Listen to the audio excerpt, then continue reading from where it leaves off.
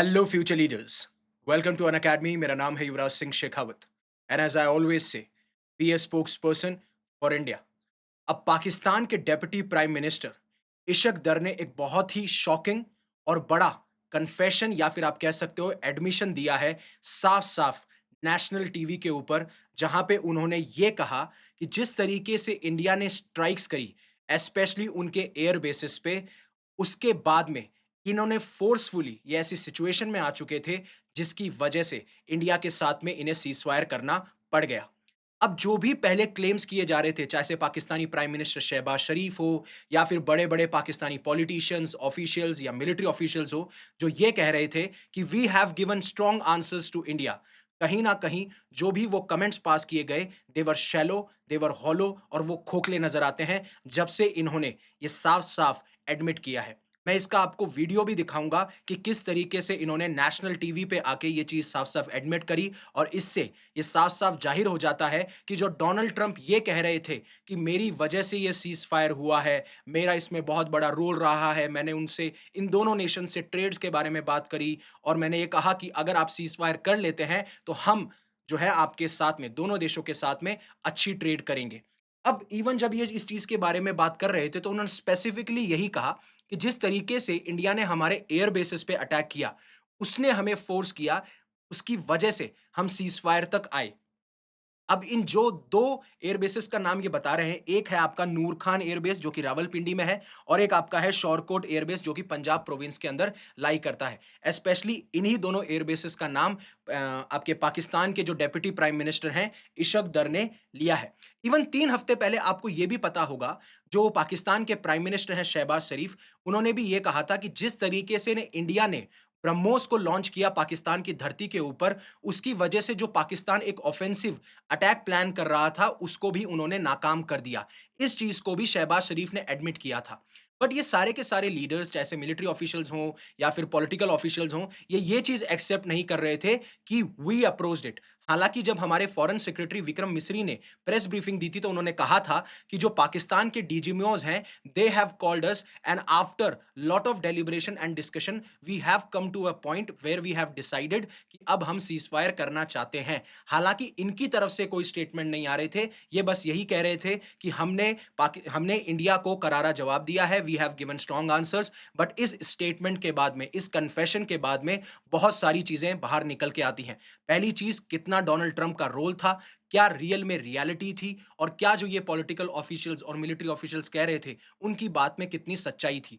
अब आपको आगे बढ़ने से पहले एक बार के लिए मैं वो वीडियो भी दिखाना चाहूँगा कि उस वीडियो में एक्चुअली में हुआ क्या था एंड उसके बाद में आप ये जो है स्लाइड देख सकते हैं।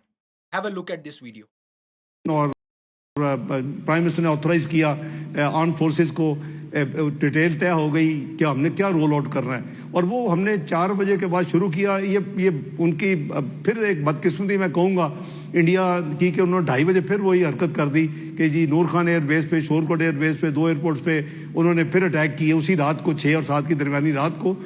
तो वो उन्होंने जो कोशिश की, तो उसके बाद बाय द वे उसके बाद विद इन 45 मिनट्स मुझे सऊदी प्रिंस फैसल साहब का फोन आया और उन्होंने मुझे वही बात की कि ब्रदर आई जस्ट अंडरस्टूड कि जी आपकी बात हुई है रूबियो से और अपना am I authorise to talk to Jaishankar also and convey के you are ready if they stop. I say yes brother you can. और उन्होंने मुझे वापस फोन भी किया।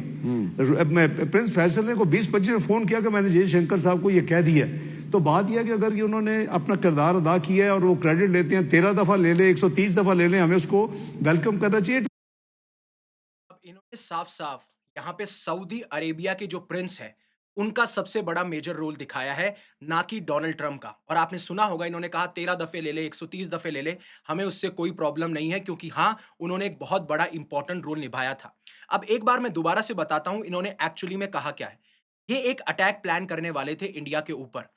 अब ये अटैक प्लान करते, उससे पहले ही इंडिया ने 2:30 बजे इनके जो 2 एयर बेसेस हैं, नूर खान और शौरकोत एयर बेसेस, इन पे अटैक कर दिया। और उसी के बाद में 45 मिनट बाद सऊदी प्रिंस फैसल इनको फ़ोन करते हैं और ये कहते हैं कि मुझे ऐसा पता चला है कि आपकी बात जो यूनाइटेड स्टेट्स के सेक्रेटरी ऑफ स्टेट हैं मार्को रूबियो से हुई है। अगर आप मुझे परमिशन दें या फिर आप ऑथराइज़ करें, तो क्या मैं एस जयशंकर साहब से बात कर सकता हूँ और इस सिचुएशन का कोई सॉल्यूशन निकाल सकता हूँ? तो इशक दर साहब कहते हैं कि बिल्कुल गो अहेड, आप बात कर सकते हैं। और फिर उसके बाद में जो सऊदी प्रिंस हैं फैसल, वो बात करते हैं एंड देन उसके बाद में ये डिसाइड होता है कि हम अब सीज़फायर करेंगे, जिसका डिक्लेरेशन इंडियन गवर्नमेंट यानी कि हमारे फॉरेन सेक्रेटरी विक्रम बिसरी ने प्रेस ब्रीफिंग में साफ-साफ दे दिया था। तो इस चीज़ से हमें क्या पता लगता है? उसको जानने से पहले आप अनअकैडमी आपके लिए लेके आया है फ्लैट 50% ऑफ, जिसमें आपको 6 मंथ्स का फ्री एक्सटेंशन मिलेगा, जहां पे आप इंडिया के टॉप एजुकेटर्स के साथ में पढ़ सकते हैं। ये सब्सक्रिप्शन जो है 22,999 से शुरू हो रहा है। ये ऑफर कल एंड हो जाएगा। इसमें आपको कंप्लीट सिलेबस कवरेज है, जीएस के साथ में सीसैट टेस्ट सीरीज है, मेंस टेस्ट सीरीज है, उसमें इवैल्यूएशन है, फीडबैक है और सबसे बड़ी बात ये एक सब्सक्रिप्शन है। तो अगर आप कोई भी एक बैच को एक्सेस करते हो तो आप बाकी सारे बैचेस को एक्सेस कर सकते हो। उसमें किसी भी टीचर से कोई भी सब्जेक्ट आप पढ़ सकते हो।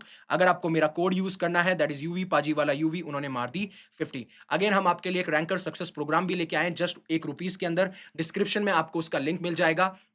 यू कैन हैव इट, जहां पे आप लाइव क्वेश्चन आंसर पूछ सकते हैं टॉपर से। क्या स्ट्रैटेजी रहनी चाहिए अगर आप जीरो से स्टार्ट कर रहे हैं? तो even GS 1, GS 2, GS 3, GS 4 की क्या स्ट्रैटेजी होनी चाहिए अगर आप बार बार मेंस में अपीयर हो रहे हैं और आप आइडेंटिफाई नहीं कर पा रहे हैं कि आपके फॉल्ट कहां है? तो अब ये चीज एक चीज रिफ्लेक्ट करती है कि रिहाद ने बहुत इंपॉर्टेंट रोल प्ले किया है इन दोनों की टेंशन, यानी इंडिया और पाकिस्तान की जो टेंशन थी उनको कम करने में और उसको सीज फायर तक पहुंचाने में।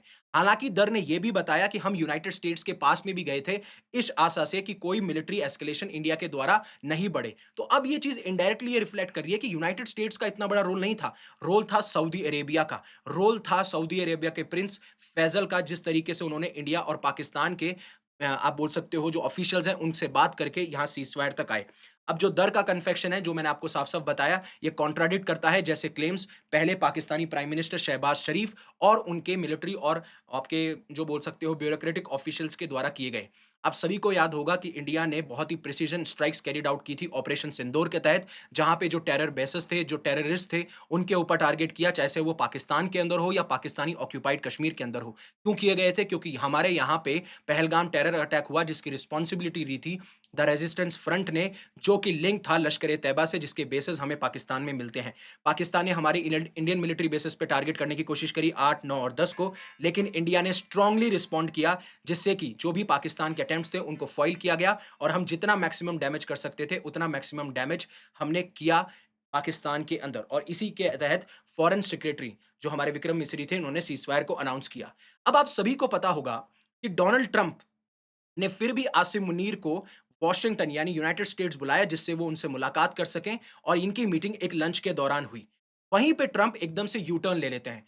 जो ट्रंप बार-बार कहते हुए थक नहीं रहे हैं कि इंडिया पाकिस्तान में सीज़फायर मैंने करवाया है। और आप सभी को मैं बता दूं, जिस तरीके से ओबामा को नोबेल पीस प्राइज़ मिला था, उसी तरीके से डोनाल्ड ट्रंप को भी एक नोबेल पीस प्राइज़ चाहिए और उसके तौर पे ये अपने आप को एक ग्लोबल पीस मेकर के तौर पे ठहराना चाहते हैं, या फिर दिखाना चाहते हैं कि जब मैं आता हूं सरकार के अंदर तो हर जगह सिर्फ शांति होती है। चाहे से ये इजराइल गाजा वॉर के सीज़फायर की बात करते हैं, रशिया यूक्रेन के सीज़फायर की बात करते हैं। अब देखिए, ना तो रशिया यूक्रेन वॉर रुक रही है, ना इजराइल गाजा वॉर रुक रही है, और अब इजराइल ईरान वॉर भी चालू हो चुकी है। और इंडिया पाकिस्तान वॉर में आपका बिल्कुल कोई रोल नहीं है। और इसी के बाद में इस मीटिंग से पहले वो यू टर्न ले लेते हैं, क्योंकि जब हमारे प्रधानमंत्री मोदी जी7 समिट में गए थे तो उनकी वार्तालाप और बातचीत हुई थी डोनाल्ड ट्रंप के साथ में, जहां पे डोनाल्ड ट्रंप ने उनको इनवाइट किया था कि आप प्लीज एक बार के लिए यूनाइटेड स्टेट्स आइएगा। लेकिन डोनाल्ड ट्रंप ने साफ-साफ मना कर दिया कि मेरा जो शेड्यूल है वो बहुत टाइट है एंड इवन मैं क्रोएशिया जा रहा हूं।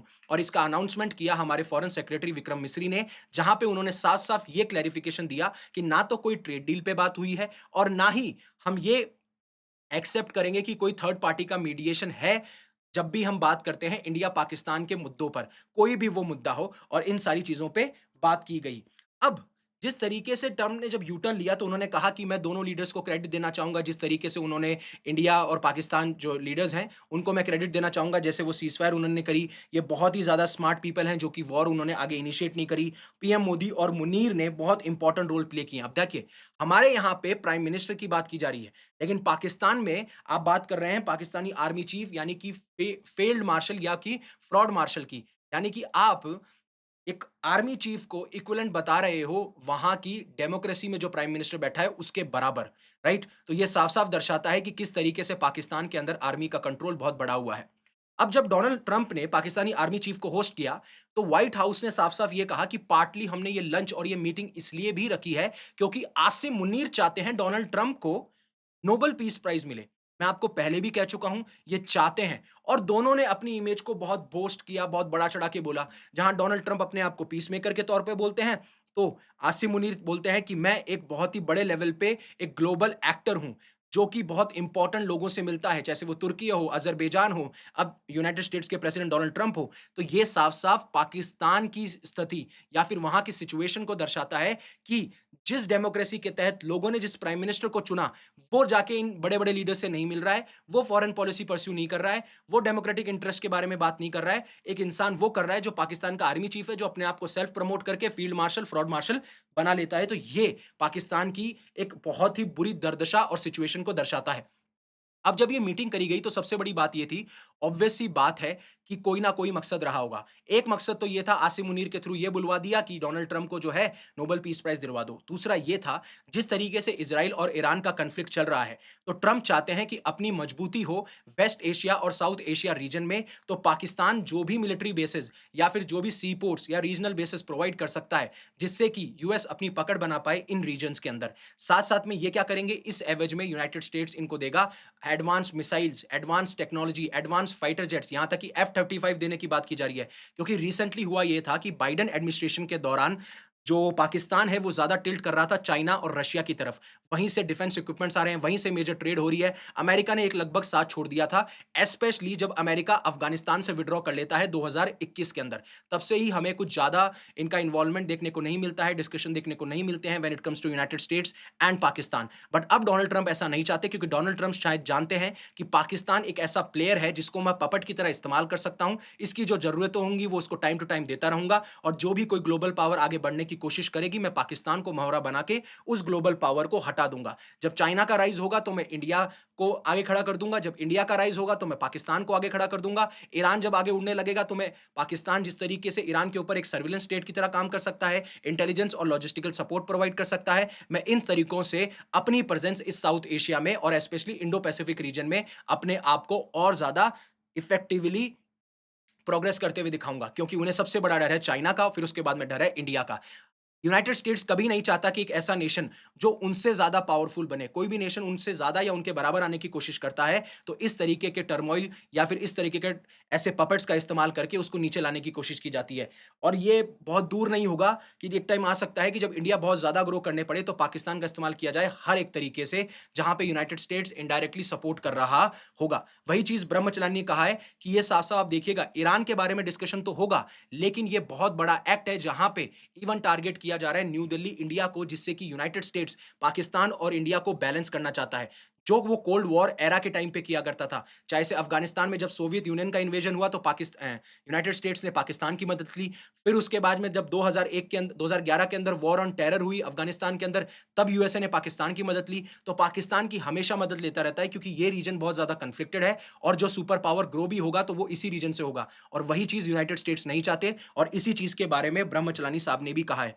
और ये भी कहते हैं कि जिस तरीके से पाकिस्तानी आर्मी का रोल बढ़ता जा रहा है, ये लेजिटिमाइज़ करता है साफ-साफ कि पाकिस्तानी हुकूमत जो है, वो चलाई जाती है पाकिस्तानी आर्मी के द्वारा, ना कि उनकी ब्यूरोक्रेसी और ना कि उनकी वो चुनी हुई सरकार, जिसको डेमोक्रेसी के तहत, फ्री और फेयर इलेक्शंस के तहत लाया गया है, राइट? तो ये चीज़ मैं आपको समझाना चाहता था इस पूरे के पूरे लेक्चर में, कि किस तरीके से पाकिस्तान ने एक बहुत ही शॉकिंग और बिग एडमिशन किया है, जिसमें साफ-साफ ये बताया है कि वी फोर्स्ड अस, मतलब we force Pakistan to agree for ceasefire. और सऊदी अरेबिया का कितना बड़ा रोल था?